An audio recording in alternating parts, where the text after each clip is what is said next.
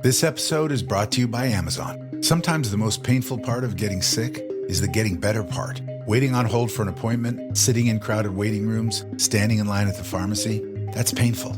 Amazon One Medical and Amazon Pharmacy remove those painful parts of getting better with things like 24/7 virtual visits and prescriptions delivered to your door. Thanks to Amazon Pharmacy and Amazon One Medical, healthcare just got less painful.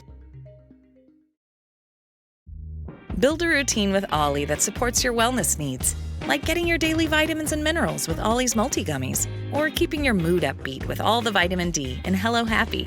Give your gut health some support with probiotics, and wake up feeling refreshed after taking Ollie Sleep. Do wellness on your terms. Find Ollie at a Walmart or Target near you or at ollie.com. These statements have not been evaluated by the Food and Drug Administration. This product is not intended to diagnose, treat, cure, or prevent any disease.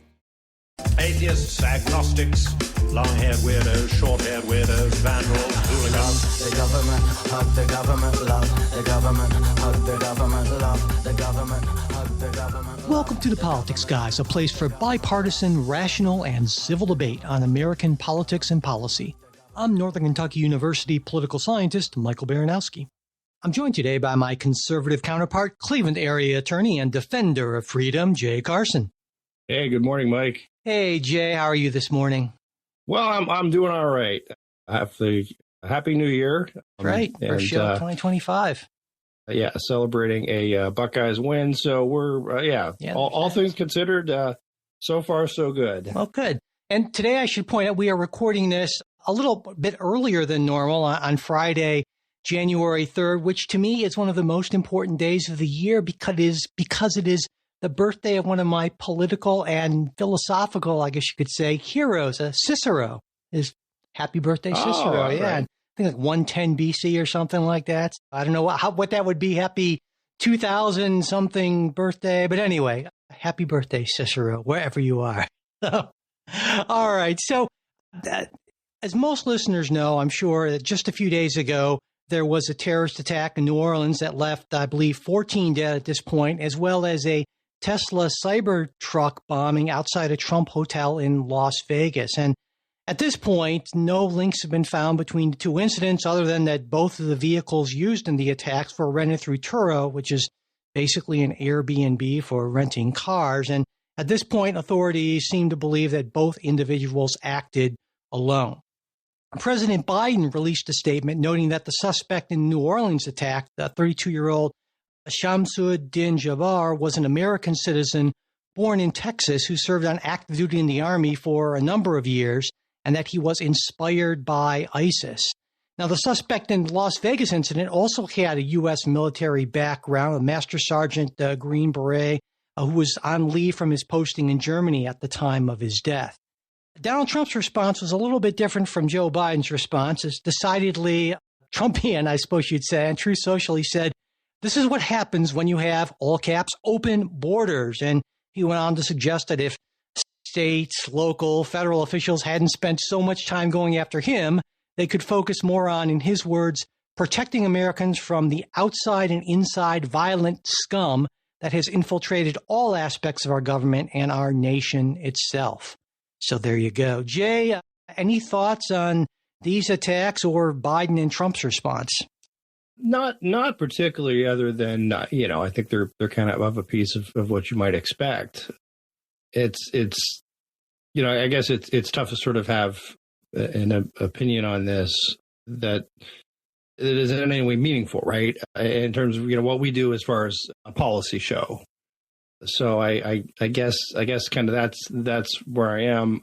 I think you sort of pointed out. I mean, Trump would be better served, I think, a lot of times if he kept his powder dry and waited for facts to come in before making those kind of statements. But that said, it doesn't change anything, right? I don't know that it makes a difference, policy wise, and this is something that the national security, and domestic security apparatus is going to have to look at.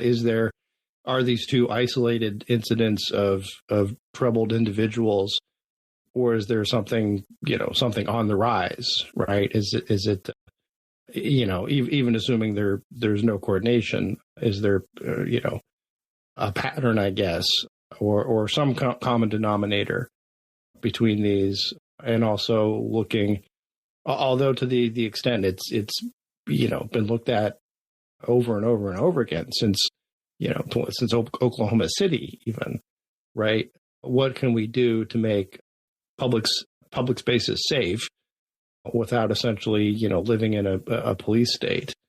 Because you look at this and I'm not entirely sure. Well, again, I'm not going to weigh on what could or couldn't have been done security wise, because I just don't know. But those are the questions that we're going to be asking, I think, going forward. Yeah, I think you're absolutely right. I mean, given the fact that we can't just lock down everyone everywhere all the time without, like you said, making life just unlivable for many people, that the bigger problem is, who knows, cultural issues or the overall environment. And of course, politics can't really address that. So yeah, but certainly not a great start to the new year. Well, and also we should mention too, there was the attack in Germany before Christmas. So it's not as if this is a purely American problem. Though I would say it's oftentimes violence, this sort of violence is kind of, if not uniquely American, certainly we seem to do it more than most any other Western country, I guess I would say. Yeah, no, I would agree. I think I'd agree on that. Yeah. So one other thing I should mention that we won't have a chance to really get into because of when we're recording on Friday morning is the 119th Congress. Today they convene for the first time, and the highlight, or I guess low light, depending on what side of the aisle you're on, is the selection of the speaker. And in recent years, as everyone knows, Republicans have had a really tough time selecting a speaker. And this year they've got a thinner majority than ever, especially a 220-215, but Matt Gaetz resigned. And so Mike Johnson needs virtually every Republican to support him in the vote. And he was helped out with this by Donald Trump, who gave him his complete and total endorsement in Trump's words. But even so, we know that at least... Can't get much better than that. It's complete and total, Jay. I mean, yeah, but there's one guy who's not buying it, and that is Congress's Representative Kentucky's Thomas Massie, a former guest on the podcast. And as Massie explained it, he said, "We've seen Johnson partner with the Democrats to send money to Ukraine, authorize spying on Americans, and blow the budget." And in another interview on Thursday night, he said, "You can pull all my fingernails out. You can shove bamboo up in them. You can start cutting off my fingers. I am not voting for Mike Johnson." So that's about as definitive as it gets, Jay, I would say. So, but that basically means is that Johnson is going to need to carry essentially every other Republican. And I guess my question to you, and we're gonna know shortly, is will he do that? I think he will. I think the Trump endorsement makes a difference. That sort of lends some safety to everyone who would vote for Mike Johnson. I would hope that amongst the Republican caucus, there's also a sense of not letting the passenger grab the wheel and drive the car in the ditch anymore, which is sort of the standard operating procedure. You know, the reason that Mike Johnson has, in some cases, worked with Democrats to do one thing or the other is because he couldn't work with people like Thomas Massie, or people like Thomas Massie wouldn't work with him. You know, the numbers are what they are. And I think if you're any sort of a realist or any good at math, you either realize that you, as Ben Franklin said, all hang together, or all hang separately. And it's hard to understate the Republican penchant for self-destruction. So we've gone through this a couple other times, and all to the point of getting nothing out of it, right? Is Mike Johnson somehow more ideologically pure than what Kevin McCarthy was, or I don't think so. These aren't profound differences between candidates, right? Or, one speaker candidate has one vision for the caucus, the other has another, or something like that. But it just strikes me as pure egotism, and there's always that opening on the right to say, "Oh, look, not me. I'm I'm going to vote against this on principle. And of course, reminiscent not so much of Cicero, but one of his contemporaries, Cato. Yeah, stiff-necked Cato, who he would be the Thomas Massey of that would be a good without whatever you got, he's against it. Exactly. And you can in some ways describe that to principle, and I think in Cato's instance more so than Thomas Massey's. Well, see, I would disagree with that. I get the sense that Thomas Massey is an incredibly highly principled guy, very much so in that Catoian, I don't know, line. Catonian, thank you very much. You're looking for, yeah. But again, it's important to point out that the timeline here is really tight because on Monday, January 6th, the certification of the presidential election results is supposed to happen. And until the House organizes that, it's unclear as to whether that can go forward. It seems like it can't really. And so I think Massey knows that he's going to be, I would expect you're right, he's going to be, if not the lone dissenter, it might, maybe gets one other person. There was a talk about Victoria Sparks in Indiana. Maybe they go into a second or third ballot, but I think this is all settled and Mike Johnson is speaker in time to certify the presidential election on the 6th. Yeah. So. Well, but going back to the principle part of it, right, is it's something else that one has to do when you're in politics and you have principles is pick your battles. And it would be one thing if, say, the candidate for speaker were someone like I'm trying to come up with someone more moderate. It's hard. Suitably liberal House Republican. I can't. Good luck. Yeah. But listen, in the Mitt Romney sort of mold. Yes. Right? Yes. Yeah. Or Olympia Snowe, or someone like that. In that case, well, I say, okay, yeah, then you I think you can say that, look, I'm standing on principle. This person isn't a real conservative, yada, yada, yada. But I didn't see that I didn't think that was the case with Kevin McCarthy. I don't think that's the case with Mike Johnson. You might quibble here or there over a particular bill or a particular tactic, but it's not a stark, again, differing vision for where you want to go. Yeah, definitely. All right. Well, let's move on, Jay. Former President Jimmy Carter, of course, died last week at the age of 100. And, he served only a single term during talk about a tumultuous time. The inflation that essentially doomed his predecessor, Gerald Ford's presidency, was not whipped under Ford and was not whipped under Carter. It was not whipped then, and it was not whipped later. Yeah, it was. It had to wait till Reagan and Volcker. But that, combined with the oil crisis, combined with the Iranian hostage crisis, those are the three big ones. But there are other things as well. And he was just totally decisively defeated by Ronald Reagan in 1980. Gets 489 electoral votes to 49. Now that's a beatdown. But when we look back at Carter's presidency, I think most people would say his most significant achievement was bringing together Egypt and Israel to sign in 1978 to sign the Camp David Accords. And that led to Egypt becoming the first Arab country to recognize Israel. Israel agreed to withdraw from the Sinai Peninsula, which they had held since that Six-Day War in 1967, I think. And then both countries agreed to respect each other's borders and sovereignty, which, pretty big deal, actually. And is held up. Yeah, absolutely. Yeah, I mean, there's definitely. been, little, here and there. But that was, I would agree. That's big deal. That was a sea change. And it's one of those things that you don't necessarily realize it at the time, because it's in retrospect. Now you look at the Israel in essentially courting Saudi Arabia, which would have been certainly unthinkable even 10 years ago. Yeah, definitely. And in terms of responses, President Biden said that called Carter an extraordinary leader, statesman, and humanitarian.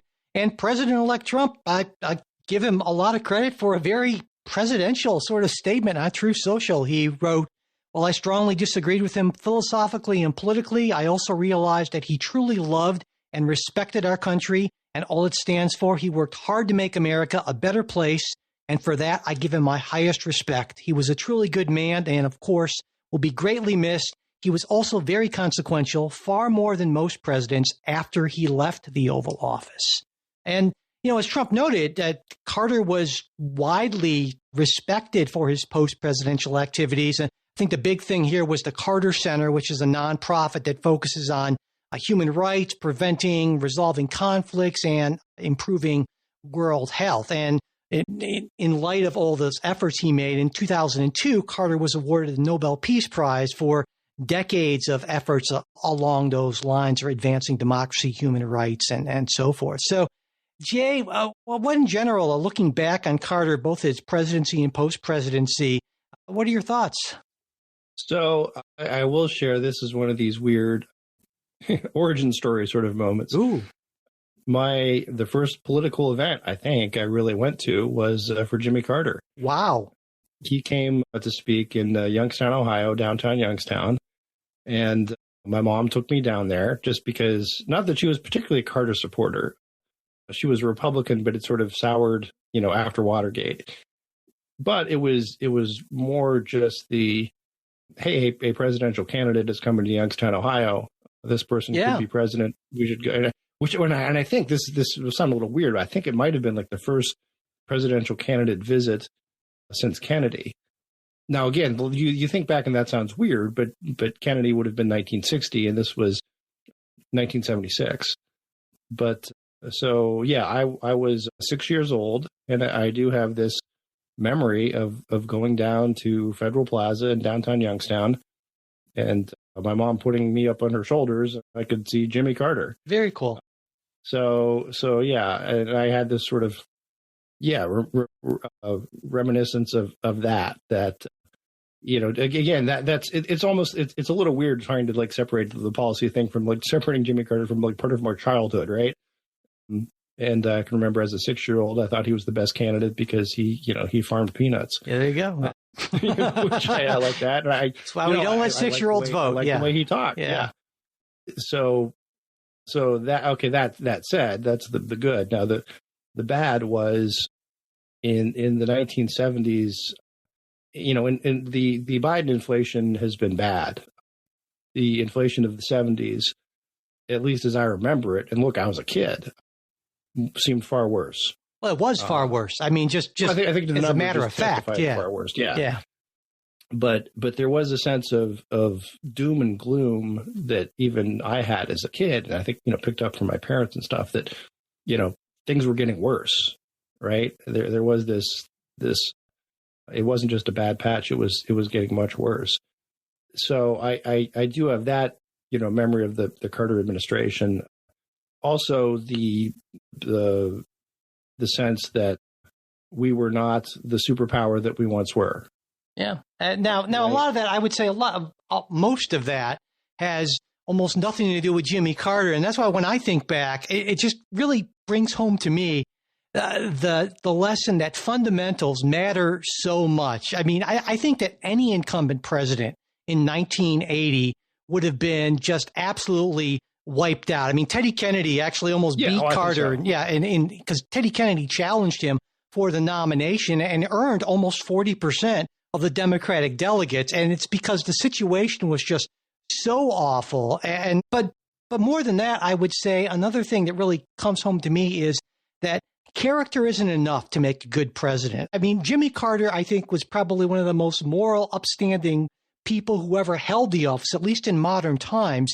But he was never really good at playing the political game. He was an outsider. He was overly moralistic. And in terms of administration, he had a reputation for being a micromanager who would focus in way too much on details that were far below his pay grade. And so I think he was a good man who was ill-suited to be president. And you combine that with just a really incredibly challenging time in our nation's history, and that had failed presidency written all over it. And I think the same qualities that made him a bad president or a failed presidency actually made him really good in his post-presidential role. I think that's right. Yeah, I would agree with that. And there were, if you think of the weird headwinds and sort of counter headwinds, right? That when it's almost, and it kind of comes right after Gerald Ford, who could not have won either, right? Yeah. For sort of the very same reasons of the country was so soured on Watergate and Vietnam and all of this that, it was sort of, anybody but, Ford, who was somehow connected to Nixon. And then you got Carter. And then, it was right. I think you can say that there were some of these issues which were global, out of his control, things he inherited, the malaise, so to speak. But the idea that he sort of went on TV and did things like he used the word malaise and told people to, well, just turn down the heat and wear a sweater and those kind of things. I think here's the thing. I don't think he ever would have beaten Reagan, but he didn't have the sunny optimism of that when Reagan ran and then was elected, the sense of, yes, we can turn this around. Right. It was sort of the sense of, well, things suck, but you just got to put up with it. And I don't know that he had this sort of, I don't know.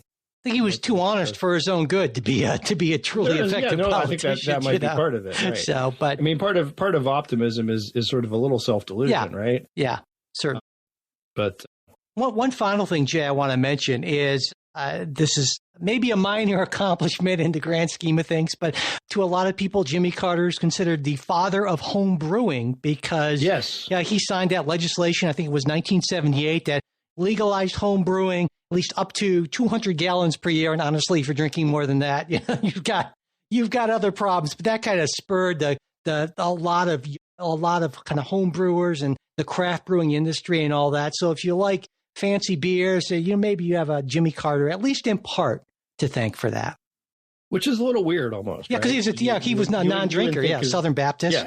Well, and also again, the sense that Jimmy Carter and Jimmy Carter fans were drinkers. It was not sort of hoity-toity, hazy West Coast IPA type situation. It was give me some Billy beer. So yeah, exactly. It was Billy beer. And for those who don't remember, Jimmy Carter had an awesome brother named Billy, who had his own beer, and it was called Billy beer. And he drank a lot of it. Much a thing in the 70s. Yeah, without a doubt. So.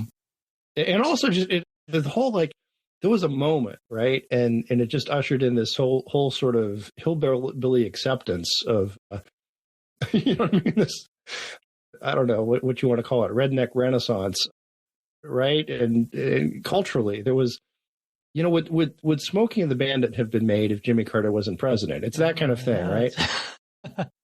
Dukes, and then, the Dukes of Hazzard after that. And it was a whole, very much of Jimmy Carter was unapologetically Southern, and you would even almost say unapologetically redneck. I don't mean that in the derogative term way that you might think, but there was this sense of good old boy kind of thing, and that again, this isn't anything really necessarily political. It's just a weird observation from the time, right? From someone who was there, that sort of spilled over, and country music kind of kicked up, and there were movies like Urban Cowboy, and I know there was a whole thing. And Jimmy Carter was definitely part of it. Not maybe not caused by Jimmy Carter, but he was part of it. Yeah, there you go. Yeah. Absolutely. And so I think we can close by saying that we have lost a good and patriotic American, and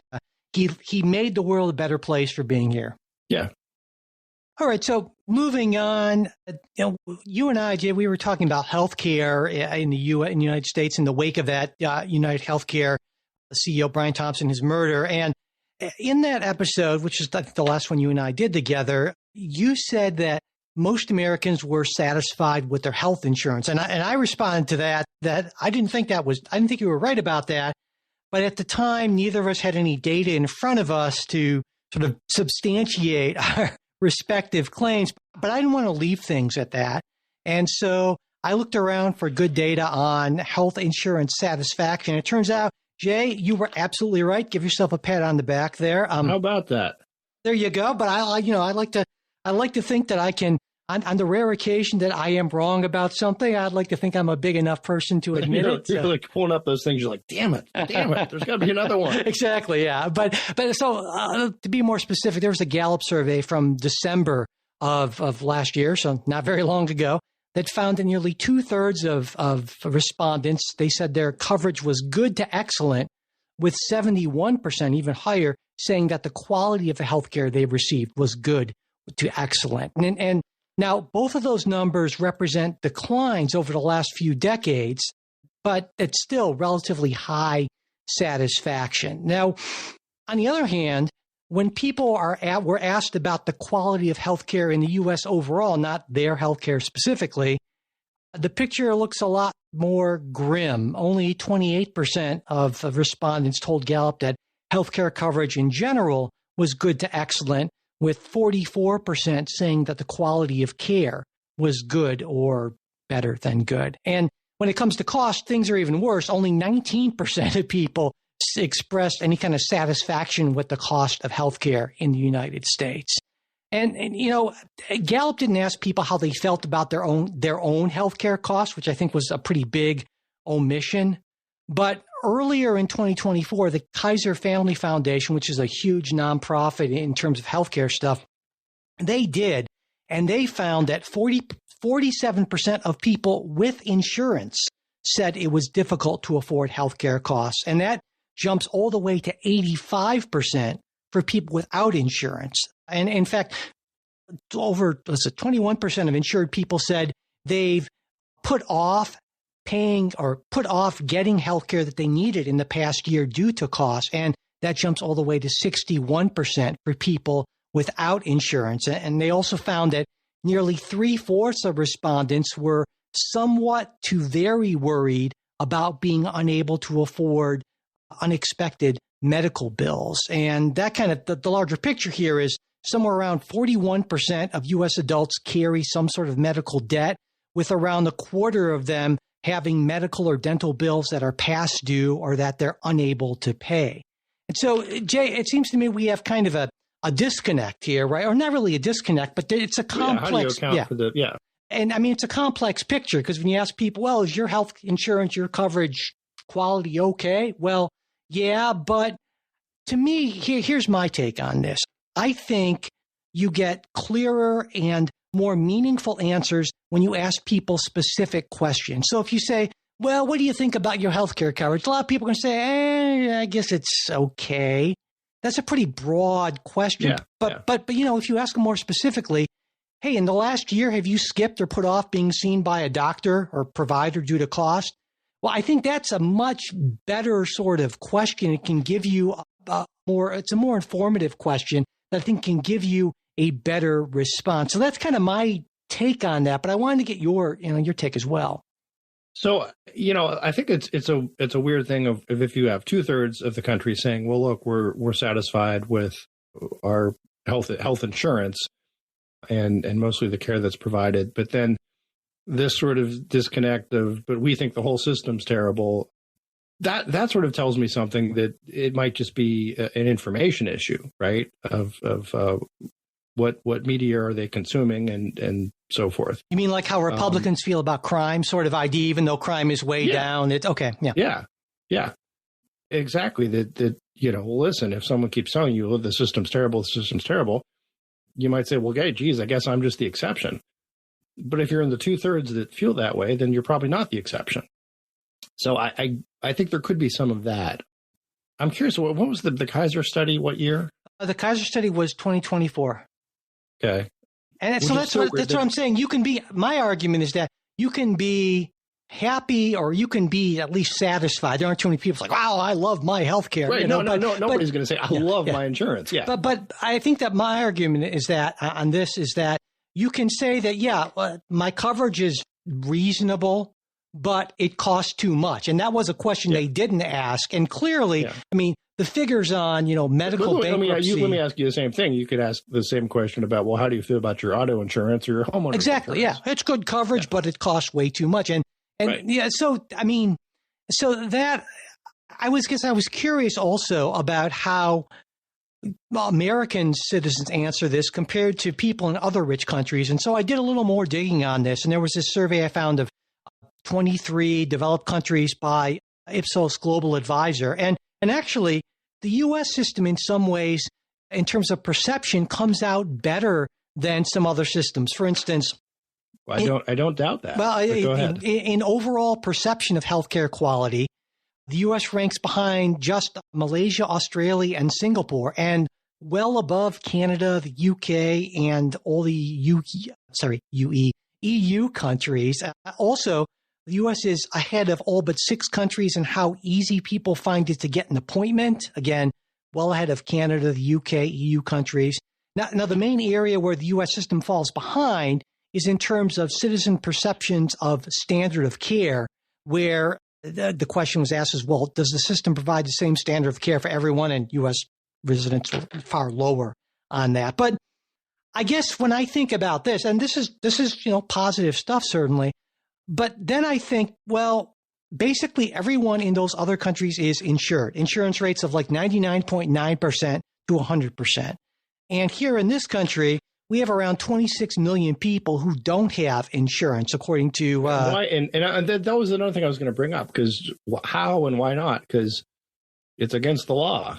Well, it's not really. I mean, it is, but it isn't, because if you have a prohibition with no penalty, it is essentially a speeding ticket type thing. Not even. If you don't have health insurance, you'll be fined. Yeah. There's no penalty involved in it anymore for not having health insurance, and no one gets fined for that. And so for most people, it's a matter of falling between the gaps, affordability, that sort of thing, or various other reasons. But to me, this is going. If we take a look at uninsured rates, this to me is the most important thing by far that Barack Obama ever did, and I would argue that the most important, the best policy passed in generations, possibly I don't know if I say in our lifetimes, but the insurance uninsured rate was, before Obamacare went into effect, was 16, 17%, and now it hovers around slightly under 10%. And I know you can make the case, Jay,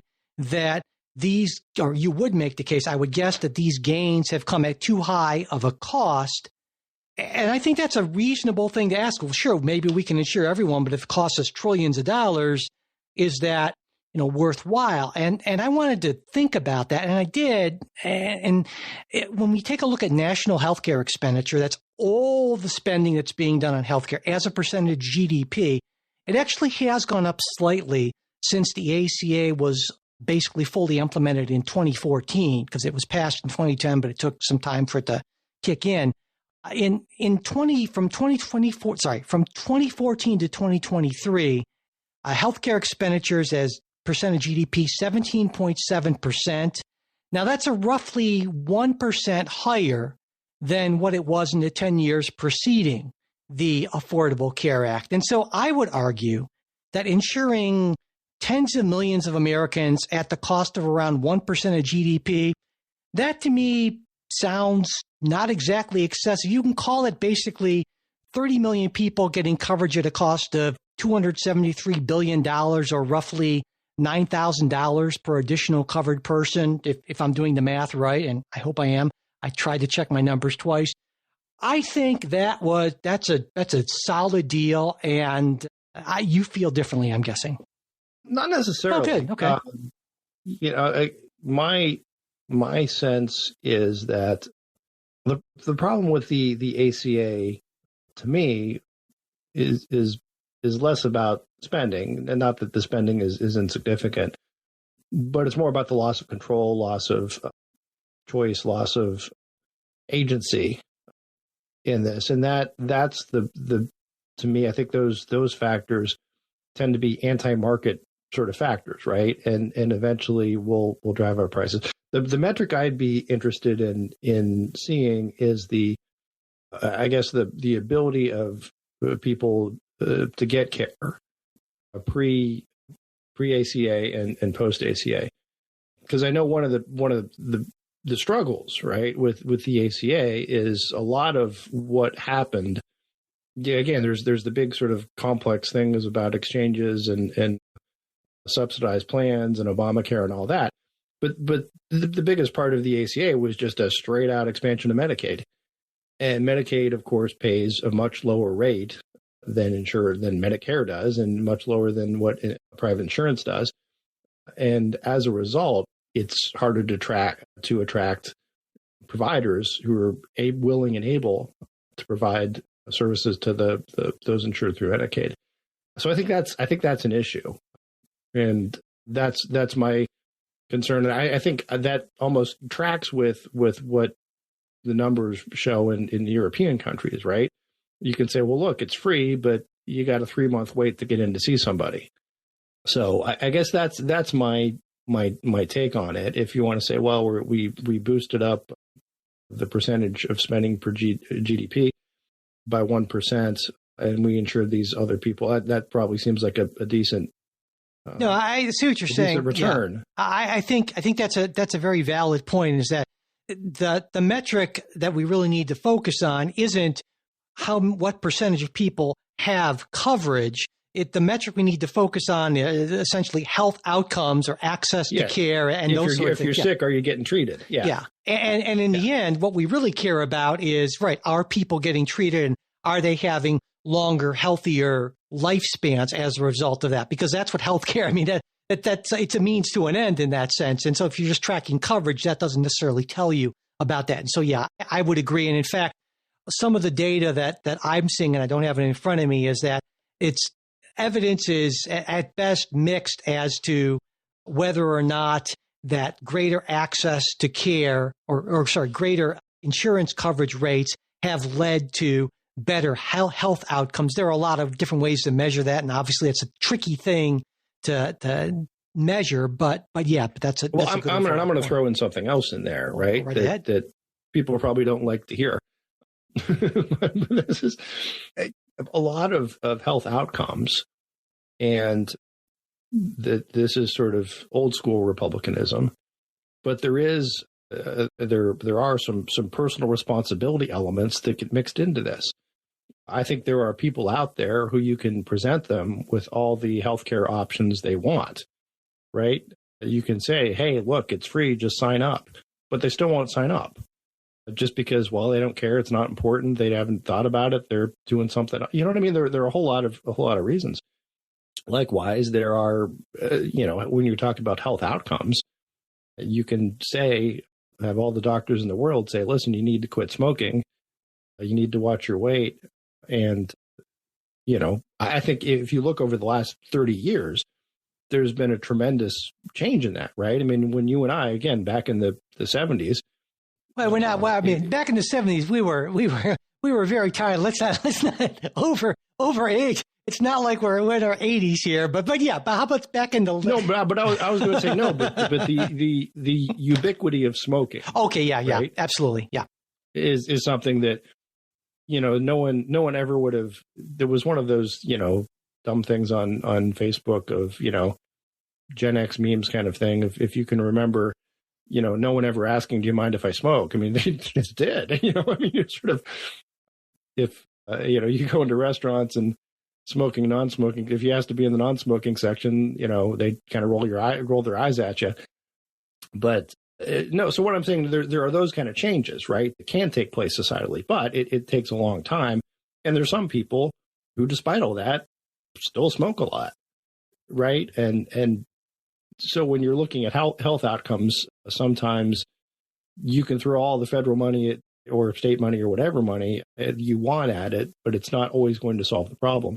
Likewise, I mean, if you have people who are resistant to getting care, even if it's reasons of, well, I don't like doctors, I don't want to go there, they're not going to help me, they don't know what they're talking about. And like I relate to you, part of my world right now is dealing with an aging parent. And, then you, who, may have a health issue and you say, well, geez, shouldn't you go see? So, well, no, they're not going to do it. I mean, it's those kinds of things, right? That are just part of human nature, human behavior that are not always, you can't change it just by saying we're going to allocate more money here or there.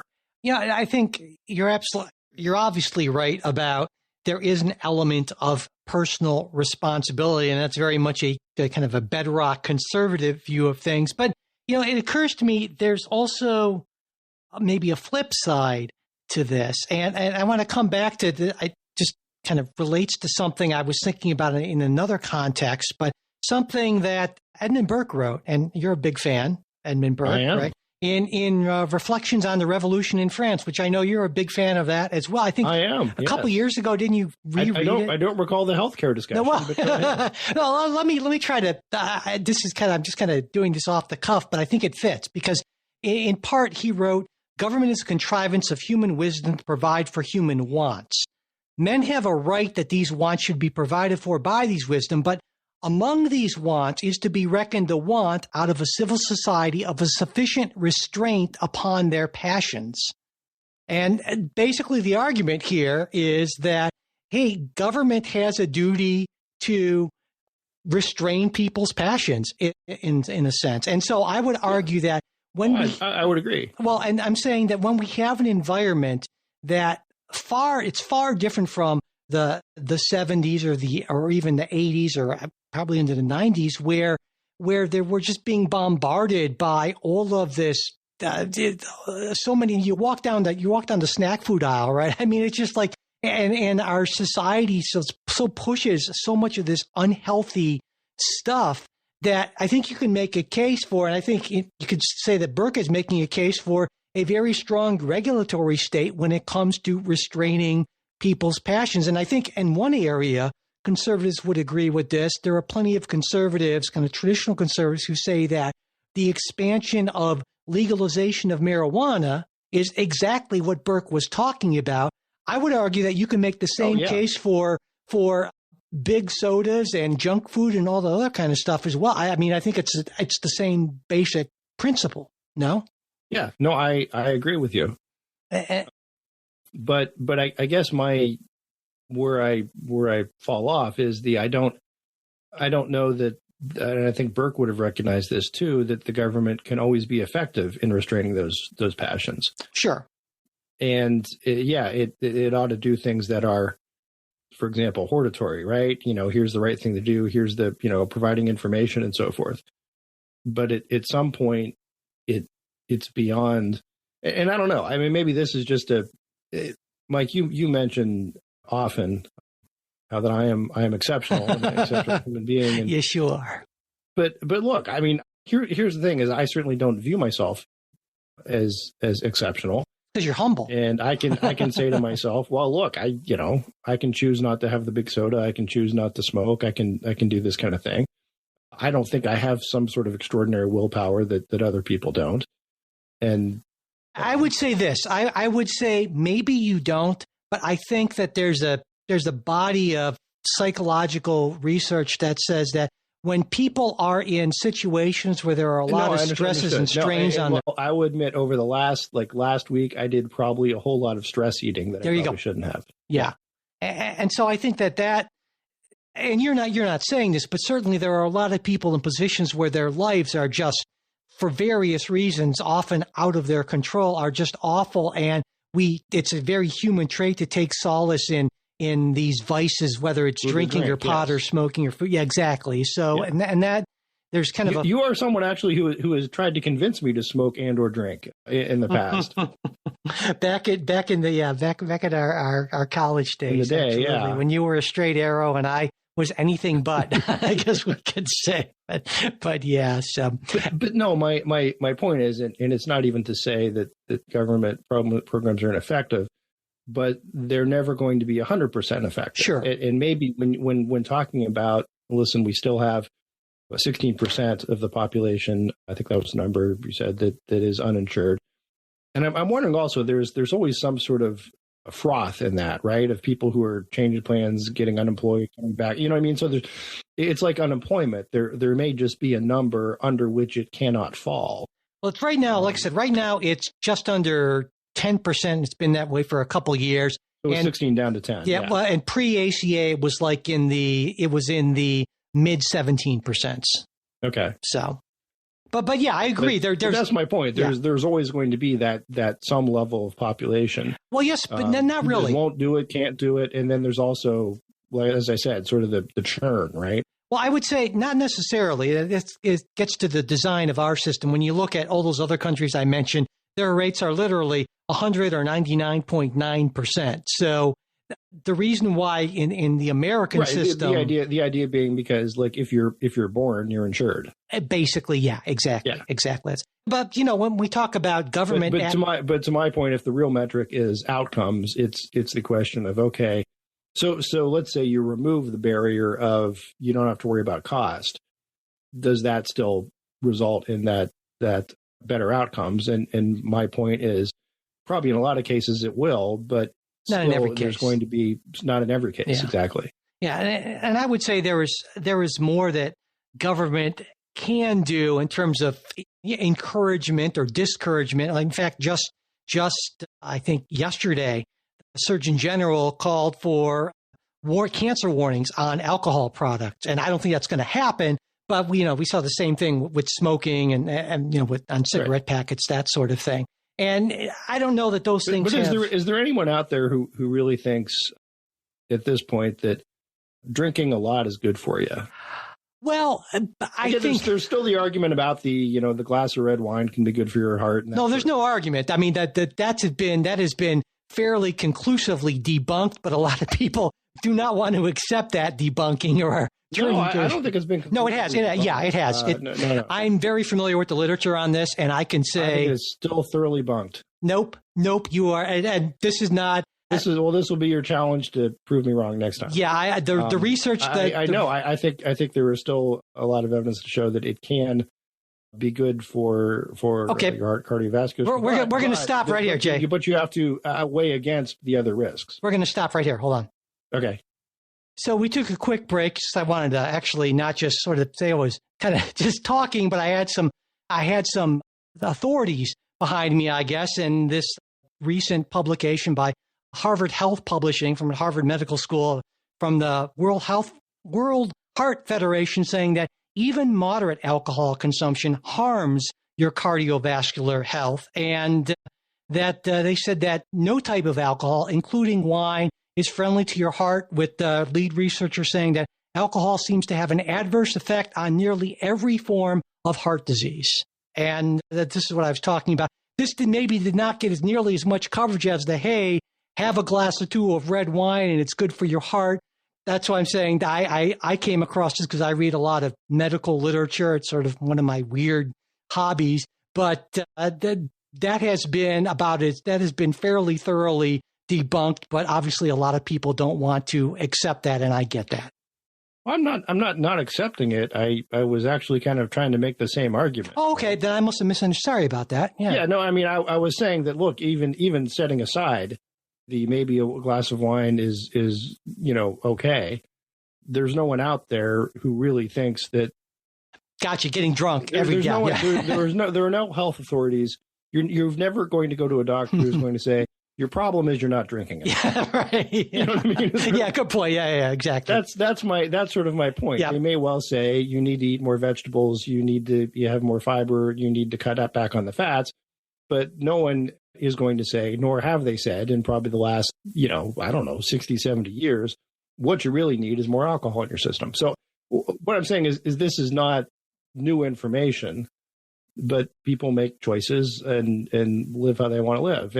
And there's also something to be said for the ability to make the occasional bad choice, right? Because maybe you can say, well, you know what? Maybe a glass of wine every now and again, a bowl of ice cream every now and again. It may not be the healthiest thing for me, but in low levels, it's not going to really affect my health that much, and it brings me some happiness. Yeah, absolutely. I'd rather have that than have a government authority saying, "Listen, we're I get it. Yeah. I mean, you can't, if you wanted to force feed people the healthiest possible human diet and lifestyle, then a lot of people would be really miserable and say, well, what's the point in living if I can't have the occasional steak or bowl of ice cream or that sort of thing? Yeah, absolutely. No, absolutely. Yeah. So I'm totally digressing, even though this is the regular show. That's so. But as I've said a bunch of times, I serve on a nonprofit that actually works for providing healthcare access. And part of the reimbursement formula that we get through the government, there are all these metrics that are measured, and it's like it turns on sort of the number, the A1C average, for a certain population that we're treating. And director said that, listen, this was 1 year. I mean, it was down so close to, the A1C numbers of a couple patients going one way or the other. There was like, $1 million that was kind of like swinging in the balance. So do you work out a deal with those guys and just say, hey, listen, if you can cut out the candy bars. We'll hire somebody just to follow him around and like smack the donut out of his hand. You know what I mean? All right. Yeah. But what I'm saying is when you get more into government funding, then you necessarily almost get into that of like, look, then we need donut slappers out there. And I don't think that's a world we want to live in. No, I agree with you on that.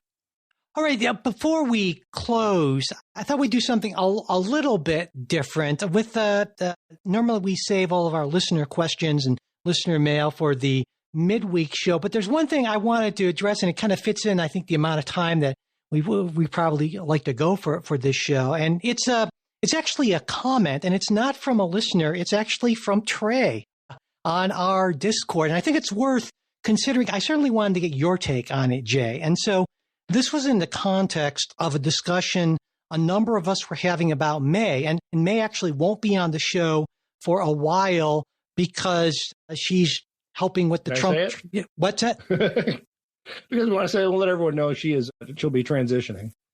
Yes, transitioning with the Trump administration. By which we mean she will be working with the Trump transition team. Yeah, for at least the first part of this coming year, and so that's a big job. And but anyway, in the context of discussion about this, Trey wrote that he's glad May's on the show and that he wants to engage with Trump supporters. But in his words, anyone who is willing to work for Trump in his second term is on my list of not an appropriate person. I'm tired of Republicans arguing that working with Trump is defensible. Wanting to communicate and do a show is different than saying working for Trump is okay. And I wanted to get your response. I was a little bit surprised by that, but I wanted to get your response to that. Well, I'm a little stunned. No, I think, I mean, the idea that you're asked to go to work at the White House, I think that's a sort of singular honor. And the fact that we work with someone who is, again, that speaks to the, I would hope the credibility, the knowledge, the experience that the hosts bring to this show. And if I've known May for a number of years, and her job is going to be trying to help the president find the best people to fill important jobs. So I think that's a good job to have, a noble thing to do. And sometimes I think there is this sort of I'll call it Trump derangement syndrome, right? That anything that is somehow related to Trump is wrong, evil. And the New York Times back in it seems back in the day saying, listen, we're not going to cover him fairly or apply regular journalistic standards because, well, he's bad. I think that's a problem, and that sort of is something we can't. It sort of kills any conversation, right? Well,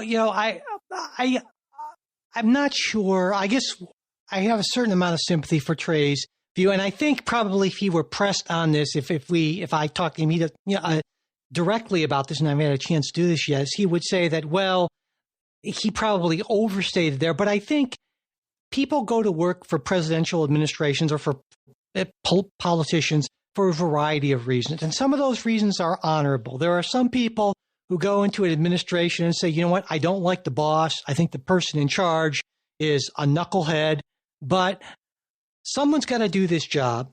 And I would rather that I do it and try to be a calming, steadying influence than have some nut do the job. Now, but of course, that can always lead to some pretty convenient rationalizations. It's like, the drug dealers say, well, I'm a good drug dealer, and there's always going to be a demand. And would you rather have me or would you rather have, I don't know, the bad drug dealers? And so it's a very fine line. And I guess where I come down on this is people take jobs in politics for a lot of reasons. And some of them do it for very honorable reasons, but some of it do it because they're just trying to obtain power and prestige and fame. And there are certainly no shortage of those people in any administration.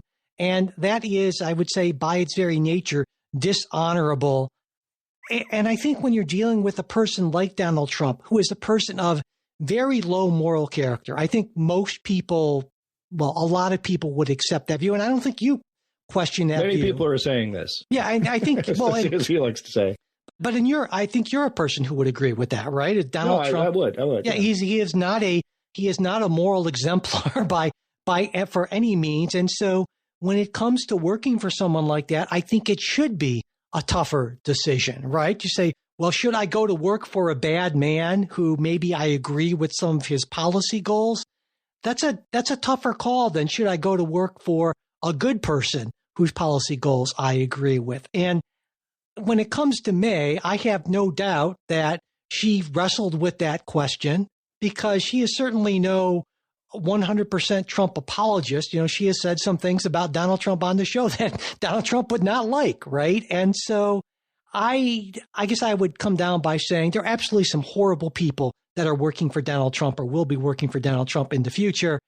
I would say that May is absolutely not one of those folks, but there are plenty awful people in the Trump administration to go around. Yeah, no, I think that's right. I think the other way to look at this sometimes is, yes, you're working for Trump, but you're also working for the president and you're working for the country. And there's something like that you can say, even if I don't care for this particular president, I do care about my country. And I think part of it also is the job that you're doing. I think you can make a much stronger case that, well, if you're the presidential spokesperson, communications director, and your job is basically to sort of lie for a living or lie to people, yeah. You know, then maybe you could say, okay, it's not okay for me to lie on behalf of this person. I could see you have more moral qualms about that than say somebody who's a deputy assistant undersecretary for XYZ.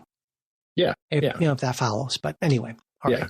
And look, there are a whole lot of those deputy undersecretaries that you need to make even the current regulatory, even a reduced regulatory state run. And you're going to need to fill positions, and you want to fill positions with qualified people. And look, certainly the people that Trump is going to hire are going to be people who are friendly and on board and support his vision generally. And as you wouldn't expect someone to go around hiring people who are in firm opposition to you. But so I don't see that as an issue.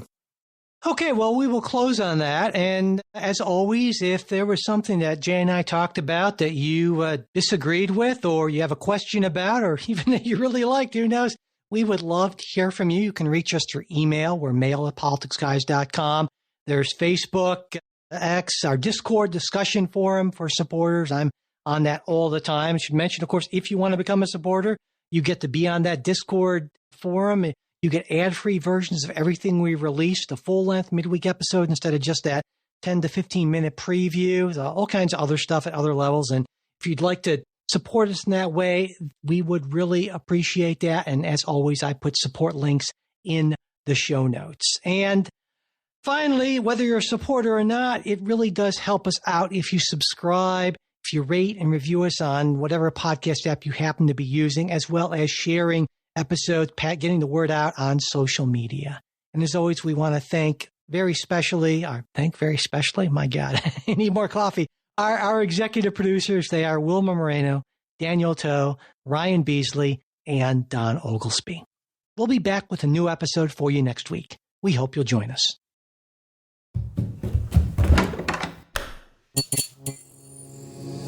This podcast is part of the Democracy Group,